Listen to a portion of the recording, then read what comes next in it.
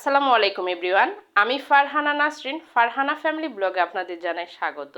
আজকের পর্বে আমি হাজির হলাম ইফতারের আয়োজনে মজাদার বুন্দিয়ার রেসিপি নিয়ে। চলুন তাহলে দেখে নিই এই মজাদার বুন্দিয়া কিভাবে ঘরে তৈরি করতে হয় সেই রেসিপিটি।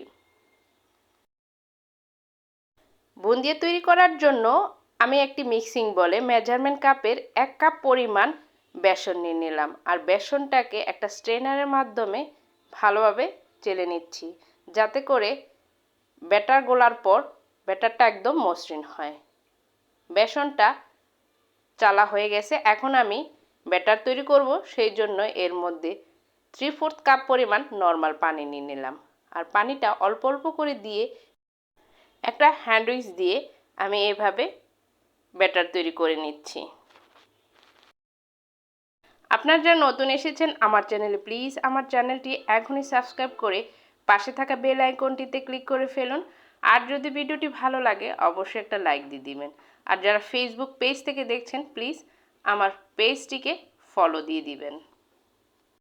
দেখুন আমি বেসনের ব্যাটার তৈরি করে নিয়েছি। এখন এই হ্যান্ড উইচ দিয়ে এভাবে মিনিট 5 আমি ব্যাটারটাকে ফেটে নিচ্ছি, যাতে করে বুন্দিয়ার বলগুলো তেলে দেওয়ার পর ভালোভাবে ফুলে ওঠে। দেখুন বুন্দিয়ার ব্যাটারটা এরকম হবে। বাজার থেকে যারা বুন্দিয়া কিনে খেয়েছেন দেখবেন বুন্দিয়ার মধ্যে লাল রং নীল রঙের কিছু বুন্দিয়া দেখা যায়। আমি সেই রকম তৈরি করে নিব, সেই জন্য মেজারমেন্ট কাপের 1/2 কাপ পরিমাণ ব্যাটার আলাদা করে নিলাম, আর এর মধ্যে সামান্য পরিমাণ লাল রঙের ফুড কালার দিয়ে দিলাম। এখন একটা চামচ দিয়ে এটাকে ভালোভাবে নেড়ে নিচ্ছি। ব্যাটারটা সম্পূর্ণ রেডি। এখন আমি এটাকে তেলে ভেজে নেব, সেই জন্য চুলাতে একটা কড়াই বসায় নিলাম, আর এর মধ্যে আমি পরিমাণ মতো সয়াবিন তেল দিয়ে দিচ্ছি। তেলটা সম্পূর্ণ গরম হয়ে যাওয়ার পর এইরকম একটা স্ট্রেনার দিয়ে আমি এর মধ্যে পরিমাণ মতো ব্যাটার দিয়ে দিচ্ছি। আর স্ট্রেনারটাকে ঝাঁকাঝাঁকি করানোর দরকার নাই, শুধু এভাবে ধরে রাখবেন, দেখবেন নিজে নিজে থেকেই টপ টপ করে পড়তে থাকবে। এখন স্ট্রেনারটা উপর থেকে সরিয়ে নিচ্ছি, আর এই বেসনের বলগুলাকে 1 থেকে 1.5 মিনিটের মতো আমি একটু লাল করে ভেজে নিচ্ছি। বেসনের বলগুলাকে একটু মসমসে করে ভেজে নিতে হবে, এতে করে শিরায় দেওয়ার পর বলগুলাতে ভালোভাবে শিরা প্রবেশ করতে পারবে। একটা ছাঁকনির সাহায্যে আমি বেসনের বলগুলাকে তুলে নিচ্ছি, আর এইভাবে সাদা রঙের বেসনটা দিয়ে সবগুলা বল তৈরি করে নিচ্ছি। আরেকটা কথা বলে রাখছি, যতবারই স্ট্রেনারে আপনারা এইভাবে বেসন গোলা দিবেন ততবারই স্ট্রেনারটাকে ভালোভাবে ধুয়ে নেবেন। এখন আমি স্ট্রেনারটাকে ভালোভাবে ধুয়ে লাল রঙের ব্যাটার দিয়ে বুন্দিয়ার বল তৈরি করে নিচ্ছি।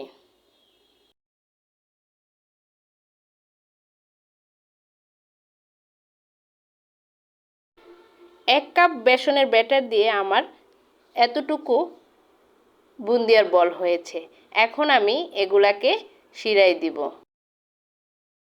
দেখে নিশ্চয় বুঝতে পারছেন বুন্দিয়ার বলগুলা কত সুন্দর হয়েছে। এখন এগুলাকে শিরায় দেওয়ার জন্য চুলাতে একটি পাত্র বসায় নিলাম, আর এর মধ্যে আমি মেজারমেন্ট কাপের 1 কাপ পরিমাণ চিনি দিয়ে দিলাম, আর দিয়ে দিচ্ছি মেজারমেন্ট কাপের 1/2 কাপ পরিমাণ পানি।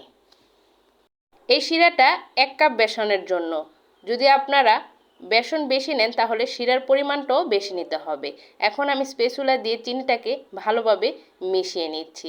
দেখুন চিনিতে ভালোভাবে বলক চলে আসছে। এটাকে বেশি ঘন করার দরকার নাই, শুধু একটা বলক আসলেই হবে।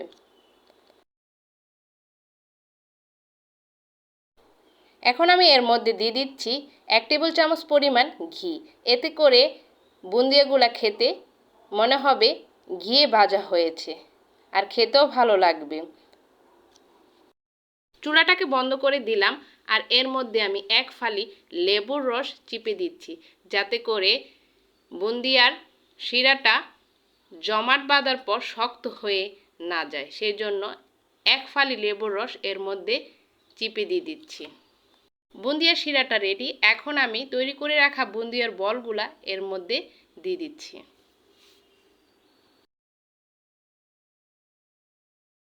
বুন্দিয়ার বলগুলা দিয়ে একটা স্পেচুলা দিয়ে ভালোভাবে নেড়ে নিচ্ছি, যাতে করে শিরার মধ্যে সবগুলা বুন্দিয়ার বল শিরার মধ্যে ডুবে থাকে।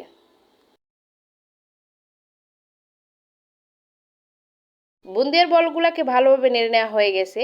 এখন আমি ঢাকনা দিয়ে ঢেকে একদম লো আঁচে এটাকে 10 মিনিট রান্না করে নিব। আর 10 মিনিট রান্না করার পর এটাকে আমি রেখে দিচ্ছি 1 ঘন্টার জন্য রেস্টে। ফিরে আসলাম 1 ঘন্টা পর। এখন একটা স্পেচুলা দিয়ে দেখিয়ে দিচ্ছি বুন্দিয়াগুলা কেমন হয়েছে। দেখুন, যখন আমি বুন্দিয়াগুলা শিরার মধ্যে দিয়েছিলাম কতটা শিরা ছিল, এখন বুন্দিয়ার বলগুলা সম্পূর্ণ শিরা খেয়ে একদম টইটুম্বর হয়ে আছে। আর সেই সাথে তৈরি হয়ে গেল রোজার দিনে ইফতারের মজাদার বুন্দিয়া। আশা করছি আজকের এই রেসিপিটি আপনাদের ভালো লেগেছে। ভালো লাগলে অবশ্যই এই রোজাতে আপনারা ইফতারের জন্য ঘরে তৈরি করে খাবেন। আর সবার সুস্বাস্থ্য কামনা করে আজকের মতো আমি এখানে বিদায় নিচ্ছি। আবার হাজির হব নতুন কোনো রেসিপি নিয়ে। আল্লাহ হাফেজ।